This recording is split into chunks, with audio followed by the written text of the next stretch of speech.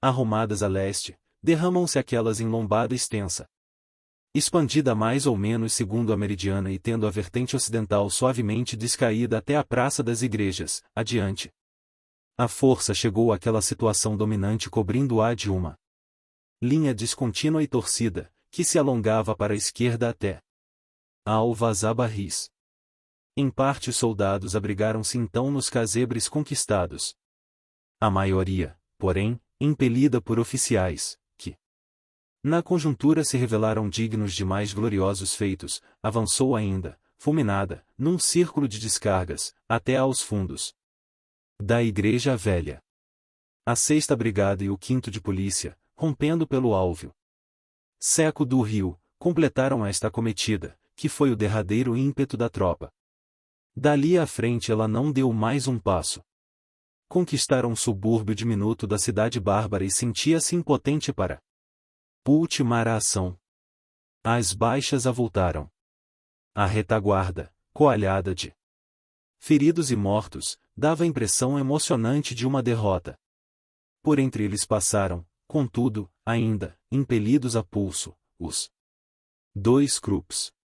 Postos logo depois em batalha, sobranceiros às igrejas, iniciaram um canhoneio firme enquanto no alto da favela, coroado de fumo, estrugiam dentro de uma cerração de tormenta as baterias do coronel Olímpio da Silveira. Mas, batido pelas granadas que ali tombavam, mergulhantes, batido pelas fuzilarias que lhe tomavam toda a orla do nascente, o arraial recrudesceu na réplica. As balas irradiando de lá, inúmeras, varavam os tabiques das casas, em que se acolhiam os assaltantes, e matavam-nos lá dentro.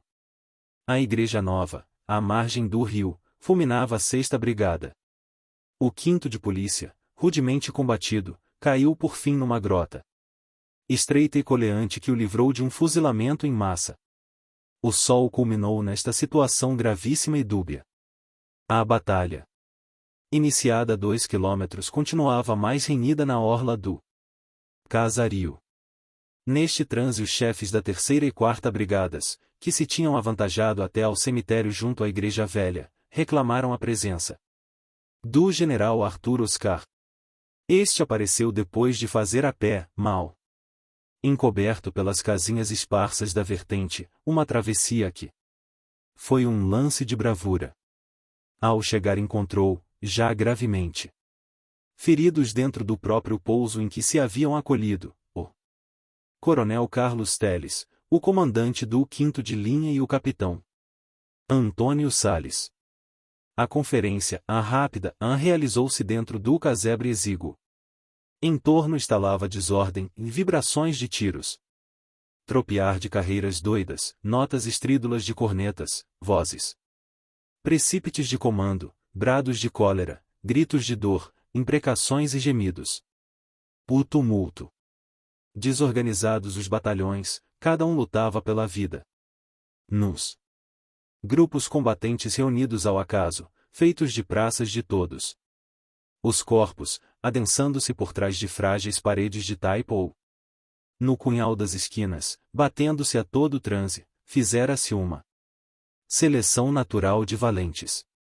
Extintas todas as esperanças, o instinto animal da conservação, como sóis sempre acontecer nesses epílogos sombrios dos combates, vestia a clâmide do heroísmo, desdobrando brutalmente a forma primitiva da coragem, alheias ao destino dos outros companheiros, reduzindo a batalha à área estreita em que jogavam a vida, as frações combatentes atulhando os tijupares em cujas paredes, como os jagunços, rasgavam seteiras, negaceando nas esquinas, correndo desencontradamente pelos claros das vielas, com o adversário a 2 passos, enleados.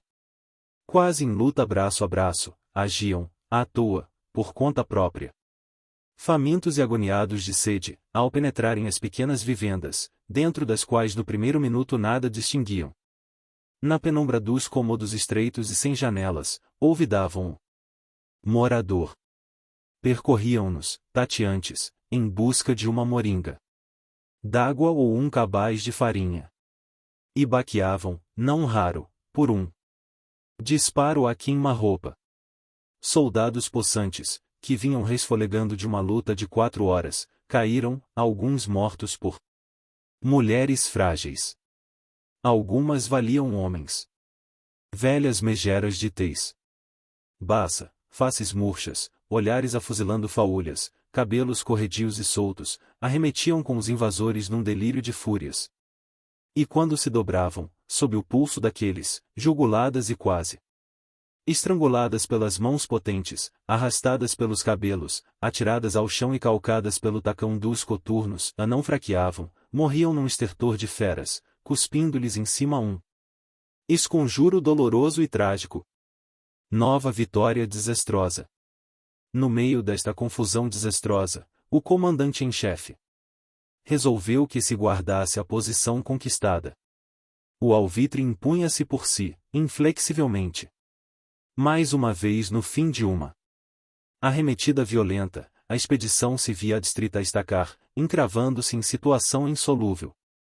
Eram por igual impossíveis, avançamento e o recuo. Imobilizou-se ao cair da tarde numa orela estreita do arraial. Uma quinta parte deste, limitando pelo levante a na larga coxilha expandida de norte a sul e descendo em declive para praça. As casas que ali se erigiam, menos unidas que as demais, tinham data recente. Canudos, no seu crescimento surpreendedor, desbordara da depressão, em que se formara, para o viso das colinas envolventes. A tropa ocupará um desses subúrbios.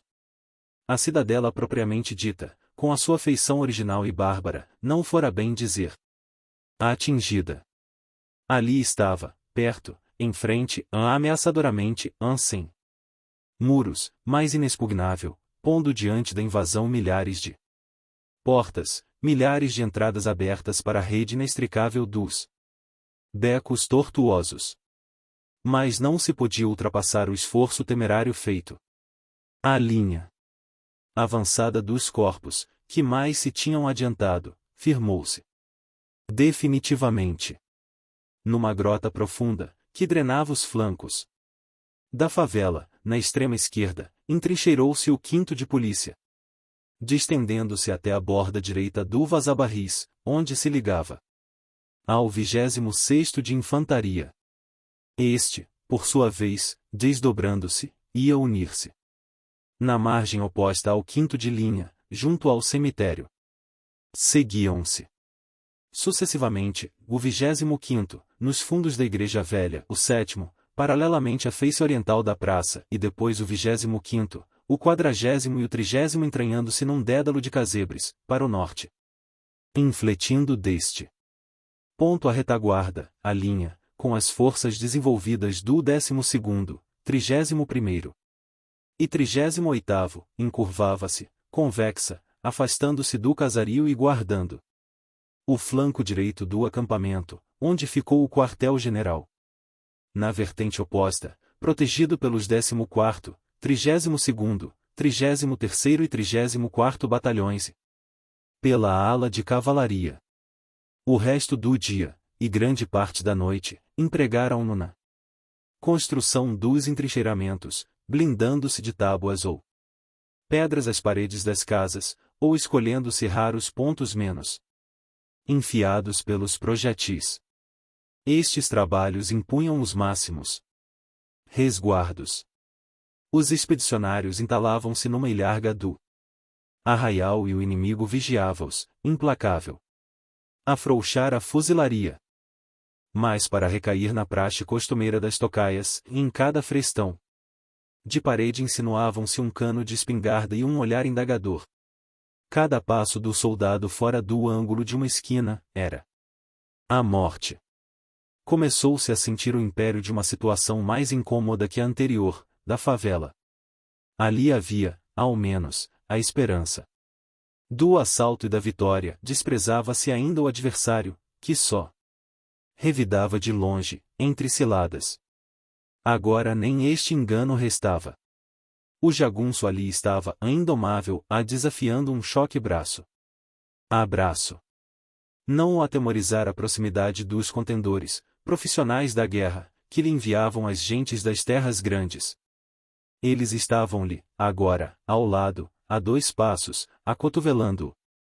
Acolhidos sob os mesmos tetos de taipa e aumentando, de repente, em poucos minutos, de 3.000 almas, a população do lugarejo sagrado. Mas não lhe haviam modificado sequer o primitivo regime.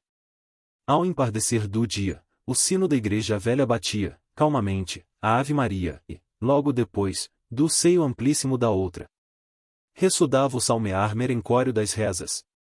Toda a agitação do dia fora como incidente vulgar e esperado. Baixas. No entanto, a expedição atravessara a violentíssima crise. Tivera cerca de 1.000 homens, 947 entre mortos e feridos, e estes, com os caídos nos recontros anteriores, reduziam-na consideravelmente.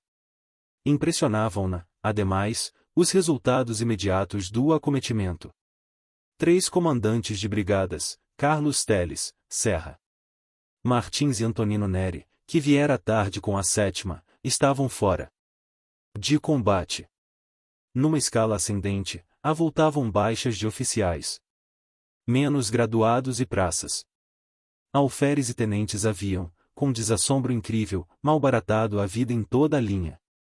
De alguns citavam-se, depois, os arrojados lances, Cunha Lima, estudante da Escola Militar de Porto Alegre, que ferido em pleno peito numa carga de lanceiros concentrar os últimos alentos no último arremesso da lança caindo, em cheio, sobre o inimigo, feito um dardo.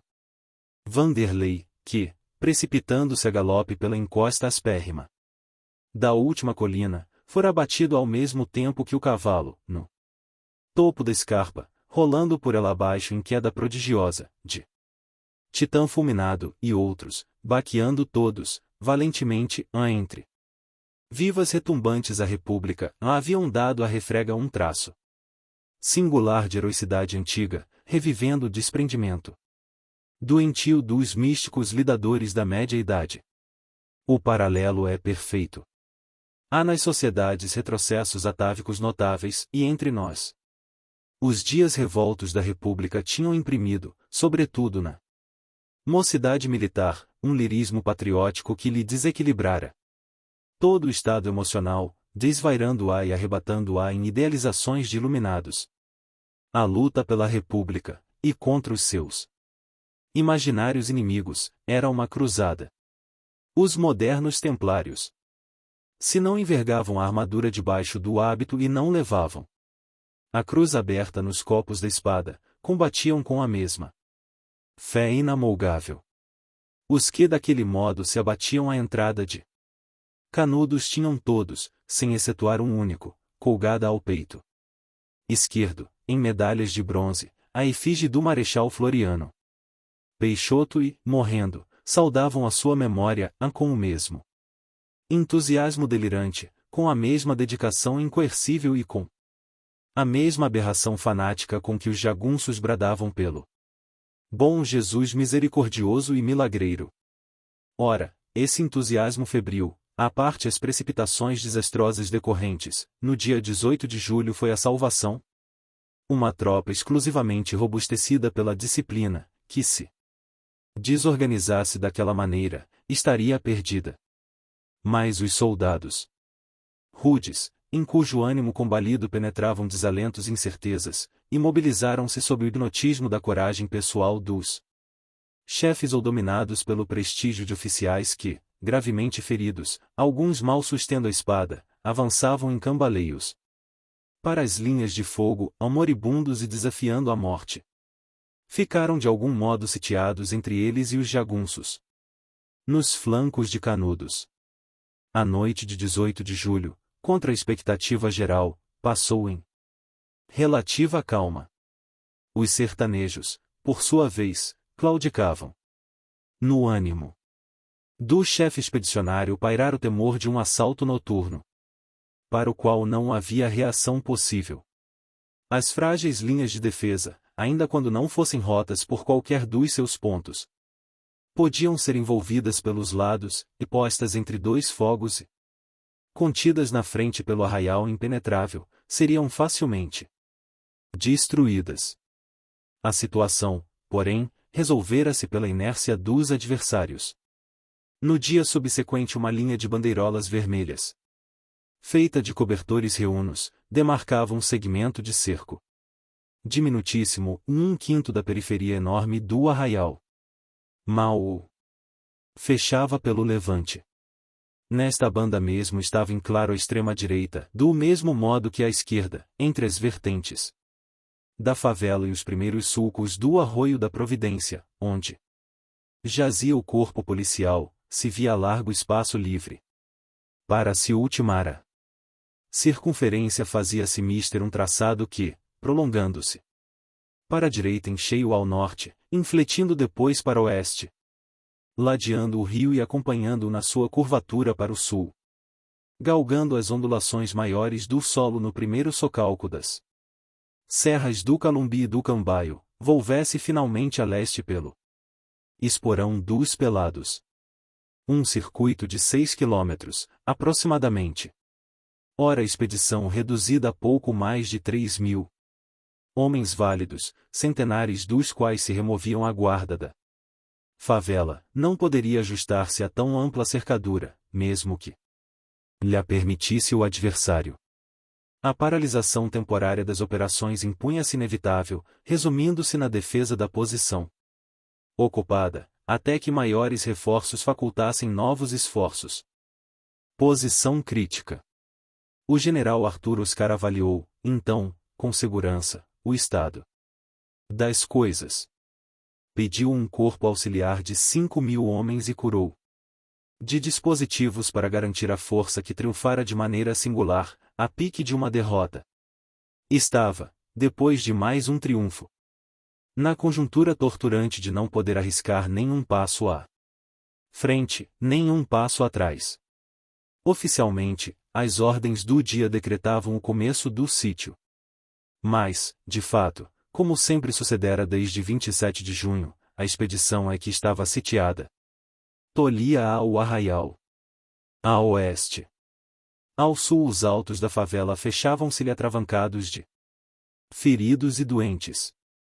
Para o norte o nascente, se desenrolava o deserto impenetrável. A área da sua ação aparentemente aumentara. 2 acampamentos distintos pareciam denotar mais larga movimentação, liberta da constrição de trincheiras envolventes. Esta ilusão, porém, extinguiu-se no próprio dia do assalto. Os cerros, varridos a cargas de baionetas poucas horas antes, figuravam-se de novo guarnecidos. As comunicações com a favela tornaram-se logo dificílimas. Tombavam, novamente baleados, os feridos que para lá se arrastavam, e um médico, o doutor Tolentino, que na tarde do combate dali descera, caíra, gravemente ferido, na ribanceira do rio. A travessia no campo conquistado fez-se problema sério aos conquistadores. Por outro lado, os que haviam invadido o breve trecho do arraial copiavam, linha a linha, a reclusão que antes observavam nos jagunços. Como estes, apinhavam-se nos casebres ardentes como fornos, ao reverberar dos meios-dias mormacentos, e jaziam horas esquecidas, olhos enfiados pelas rachas das paredes, caindo escandalosamente na mesma guerrilha de tocaias, sondando com as vistas o casario e disparando as espingardas todas a um tempo, 100, 200, 300 tiros. Contra um vulto, um trapo qualquer, percebido de relance, indistinto e fugitivo, ao longe, no torvelinho dos becos. Distribuída a última ração, ou 1 litro de farinha para 7 praças e um boi para um batalhão, restos do comboio Salvador. Era-lhes impossível preparar convenientemente a refeição escassa. Um fio de fumo branqueando no teto de barro da choupana. Era um chamariz de balas. À noite um fósforo aceso punha fogo a rastilhos de descargas. Os jagunços sabiam que podiam fulminar dentro dos casebres. Frágeis anteparos de argila, ou os moradores intrusos. O coronel Antonino Neri fora ferido, justamente quando, depois de atravessar com a sua brigada a zona perigosa e aberta do combate, se a acolher a um deles. Casamataram-nos, então. E espessaram-lhes as paredes com muros interiores, de pedras, ou revestiram-nas de tábuas. E assim mais garantidos, atravessando grande parte do dia. De bruços, sobre os jiraus, olhares rasantes pelos esvãos do colmo. Dedos enclavinhados nos fechos da espingarda, os vitoriosos. Cheios de sustos tocaiavam os vencidos. Sobre o quartel-general, centralizado pela barraca do comandante em chefe, na vertente oposta, os projetis passavam inofensivos, repelidos pelo ângulo morto da colina. E aquele teve durante todo o correr da noite, que lhe fechará a jornada trabalhosa. Passando-lhe em sibilos ásperos sobre a tenda, os respingos dos tiroteios que se riniam do outro lado com as linhas avançadas. Os comandantes destas, tenentes-coronéis Tupi Caldas e Dantas Barreto, destemerosos ambos, sentiam-se todavia na iminência de um desastre, compreendendo que um passo à retaguarda em qualquer ponto da linha central lhe seria a perdição total. 97. Por que esta preocupação de uma catástrofe próxima, iniludível? Ninguém a ocultava.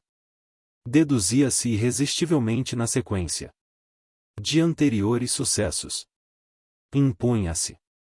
Durante muitos dias dominou todos os espíritos. Um inimigo habituado à luta regular, que soubesse tirar partido de nossas desvantagens táticas, não teria certamente deixado passar esse momento em que a vingança e a desforra teriam a consequência da mais requintada selvageria. Mas o jagunço não era feito à luta regular. Fora até demasia de frase caracterizá-lo inimigo, termo extemporâneo, esquisito eufemismo suplantando o bandido famigerado da literatura marcial das ordens do dia. O sertanejo defendia o lar invadido, nada mais. Enquanto os que lhe o ameaçavam permaneciam distantes, rodeava-os de ciladas que lhes tolhessem o passo. Mas, quando eles, ao cabo, lhe bateram as portas e arrombaram-lhe as acoices de armas, aventou-se-lhe, como único expediente, a resistência. Pé firme, afrontando-os face a face, adstrito à preocupação digna da defesa e ao nobre compromisso da desforra. Canudos só seria conquistado casa por casa. Toda a expedição iria despender 3 meses para a travessia de 100 metros, que a separavam da Abside da Igreja Nova. E no último dia de sua resistência inconcebível, como bem poucas idênticas na história, os seus últimos defensores, 3 ou 4 anônimos, 3 ou 4 magros titãs famintos e andrajosos, iriam queimar os últimos cartuchos em cima de 6.000 homens. Aquela pertinácia formidável começou no dia 18 e não fraqueou mais. Terminara o ataque, mas a batalha continuou, interminável, monótona, aterradora, com a mesma intercadência. Espelhada na favela, difundida em tiros que sulcavam o espaço. De minuto em minuto, ou tiroteios alastrando-se furiosamente por todas as linhas, em arrancos súbitos, repentinos combates de quartos de hora, prestes travados, prestes desfeitos, antes que terminassem as notas emocionantes dos alarmas. Esses assaltos subitâneos, intermeados de longas horas de repouso relativo, traduziam sempre uma inversão de papéis. Os assaltantes eram, por via de regra, os assaltados. O inimigo encantuado é quem lhes marcava o momento angustioso das refregas, e estas surgiam sempre de chofre. Noite velha, às vezes, quebrando um armistício de minutos, que os soldados da vanguarda aproveitavam para descanso ilusório, cabeceando abraçados às carabinas, um foguetão acendia, recheando asperamente, feito um rasgão no firmamento escuro. À sua luz fugaz viam-se as cimalhas das igrejas debruadas de uma orla negra e fervilhante. O combate feria-se na treva, aos fulgores intermitentes das fuzilarias. Outras vezes, contra o que era de esperar, era ao romper do dia. Em plena manhã esplendorosa e ardente, que os jagunços acometiam desassombradamente, às claras Notas de um diário. Um diário minucioso da luta naqueles primeiros dias, lhe patenteia o caráter anormalmente bárbaro. Esbocemo-lo em traços largos até ao dia 24 de julho, apenas para definir uma situação que, daquela data em diante, não se transmudou. Dia 19, a fuzilaria inimiga principia às 5 horas da manhã. Prossegue durante o dia. Entra pela noite dentro. O comandante da primeira coluna, para revigorar a repulsa, determina a vinda de mais 2 canhões Krupps, que estavam na retaguarda, a fim de serem assestados à noite. Às 12h30 foi ferido, em seu acampamento, dentro de um casebre onde descansava, numa rede, o comandante da 7ª Brigada. 98 às 2 horas da tarde, depois de apontar e disparar o canhão da direita para uma das torres da Igreja Nova. Morre trespassado por uma bala o tenente Tomás Braga. À tarde, descem com dificuldade da favela algumas reses para alimento.